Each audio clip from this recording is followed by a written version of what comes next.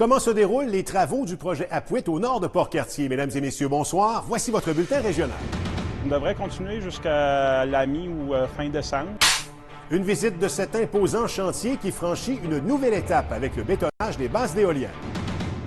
Troisième journée de recherche à Port-Cartier pour tenter de retrouver Jocelyn Langevin. Les revenus qui sont générés ne sont pas suffisants.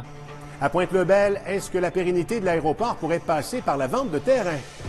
Les plus âgés, c'est vraiment dans l'Est, le Gaspésie, les Bas-Saint-Laurent.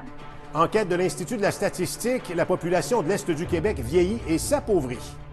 Il y a de plus en plus de jeunes qui ont des besoins, qui ont besoin d'accompagnement. Et face à une forte demande, Pro-Jeunesse a grandement besoin de bénévoles pour accompagner des élèves en difficulté.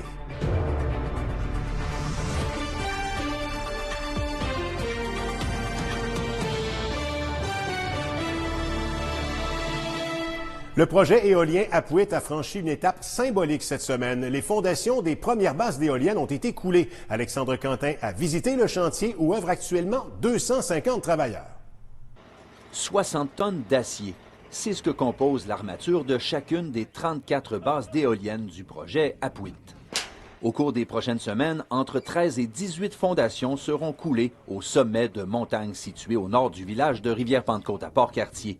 On distingue ici la silhouette d'une pompe à béton en pleine action. On devrait continuer jusqu'à la mi- ou fin décembre à ce moment. Cathy, à quoi vont ressembler les conditions pour la fin de semaine qui approche?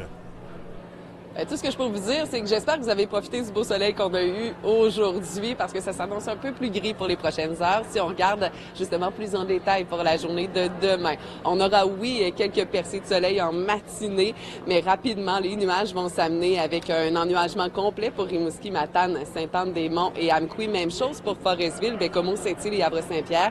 Pour les secteurs plus à l'est, il y a de faibles probabilités d'averses qui s'ajoutent. Et du côté de Fermont, c'est de la neige pour demain, maximum en plein dans les normales, entre 1 et 8 degrés. Pour samedi, mis à part pour Forestville, où ce sera une belle journée sous le soleil. Partout ailleurs, c'est un bon système dépressionnaire qui s'amène avec de la pluie pour l'ensemble des secteurs, sauf Fermont, où ce sera plus froid. Donc, c'est de la neige au programme. Un peu plus frais avec des maximums entre moins 6 et 8 degrés. La bonne nouvelle se cache dimanche, Martin, parce que ce sera le retour du soleil et en plus, on sera dans les normales de saison. Alors, on pourra en profiter pleinement de cette belle journée. Merci beaucoup, encore une fois, Cathy. Passez une excellente soirée. On va se laisser d'ailleurs sur des images de cette 58e présentation du Salon du Livre de Rimouski.